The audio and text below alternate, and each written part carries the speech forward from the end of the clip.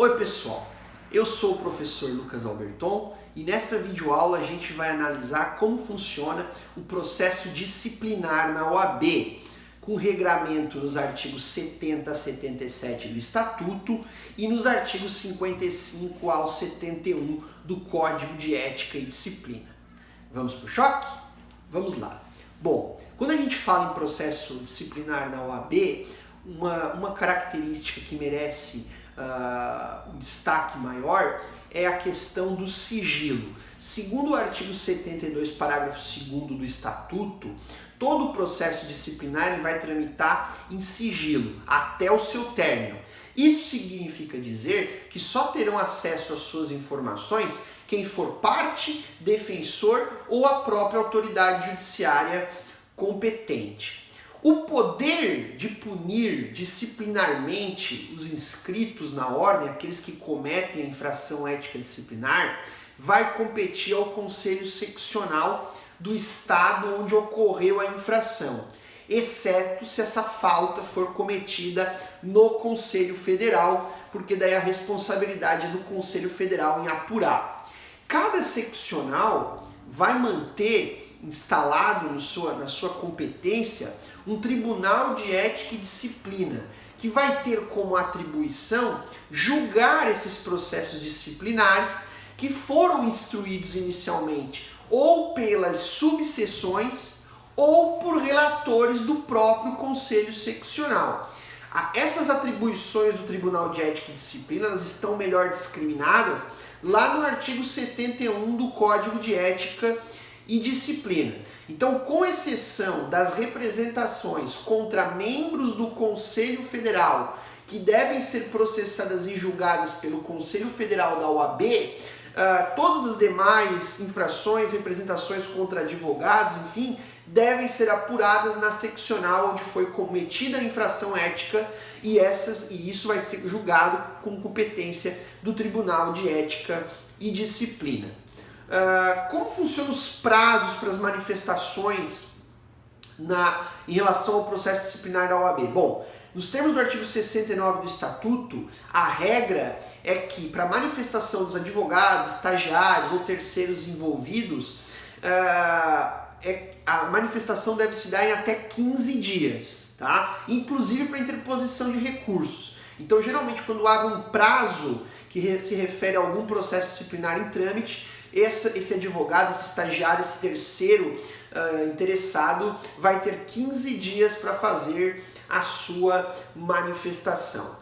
E vejam só, é permitida a suspensão preventiva de um advogado por esse Tribunal de Ética e Disciplina sem ter que esperar o trânsito em julgado de um processo disciplinar? Bom, é possível, né, de que haja essa suspensão preventiva pelo TED da seccional em que o advogado tem a sua inscrição principal. Né? Então, esse TED vinculado à seccional onde o advogado tem a inscrição principal pode tomar medidas para suspender preventivamente esse advogado que tomou condutas graves. Graves em que sentido? Condutas que digamos, afrontam a dignidade da advocacia. Então, isso é uma análise meio até que subjetiva, todavia, quando caracterizar-se essa grave repercussão à dignidade da advocacia, esse advogado pode ser suspenso preventivamente pelo Tribunal de Ética e Disciplina. Agora,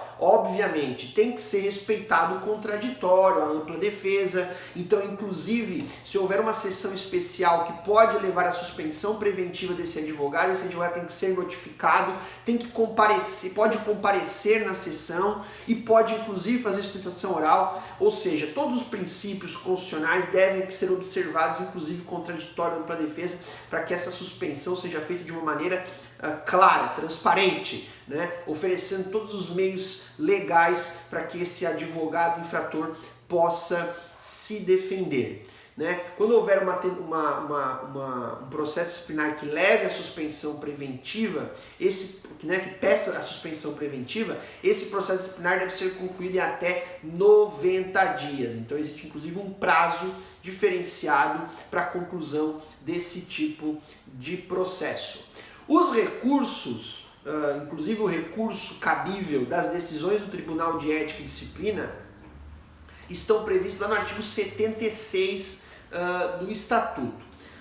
As decisões que forem proferidas pelo presidente do Conselho Seccional, por esse Tribunal de Ética e Disciplina, ou ainda por diretoria de subseção, da Caixa de Assistência dos Advogados, esse recurso ele é dirigido diretamente ao Conselho Seccional. Então o Conselho Seccional tem algumas atribuições, ele pode se dividir em turmas para julgamento dos processos disciplinares, tem a composição do pleno para análise dos assuntos institucionais, mas a regra é que, havendo uma decisão de algum desses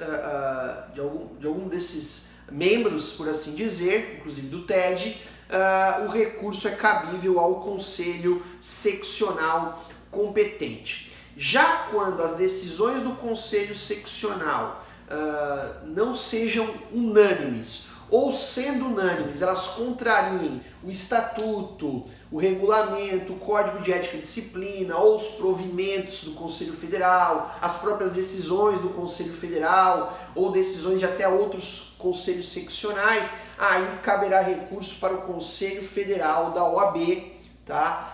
O presidente, e aí quem é que tem competência para encaminhar esse recurso para o Conselho Federal? O presidente da seccional tem competência, além, obviamente, do interessado, né, daquela pessoa que foi talvez julgada, que faz parte do processo disciplinar, tem competência para interpor esse recurso. Então, a legitimidade para interpor esse recurso para o Conselho Federal de uma decisão do Conselho Seccional, ela compete ao presidente da seccional, mas também ao interessado.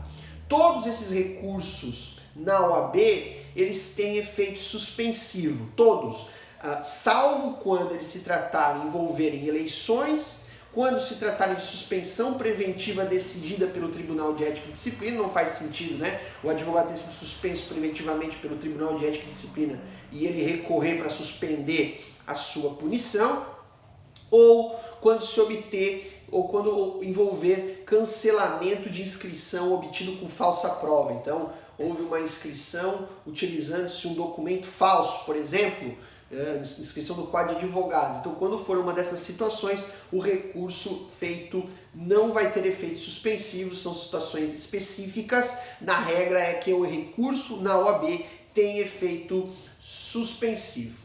E para fechar a questão do processo disciplinar, importante salientar que também para fins de reavaliação do processo disciplinar de uma condenação é permitida a revisão disciplinar com base no artigo 73, parágrafo 5º do Estatuto e o artigo 68 do Código de Ética e Disciplina, tal como no processo penal, né? O Estatuto permite que seja feita uma revisão do processo disciplinar por erro de julgamento ou por condenação baseada em falsa prova. Há que se destacar aqui o artigo 68 do Estatuto, que vai definir que naquilo que for omisso os regulamentos próprios, ao Estatuto da OAB, se vai se aplicar subsidiariamente o processo penal. Isso significa dizer, então, que por analogia, essa revisão também pode ser postulada quando for descoberto, por exemplo, novas provas da inocência do punido ou de circunstâncias que determinam a diminuição da sanção imposta.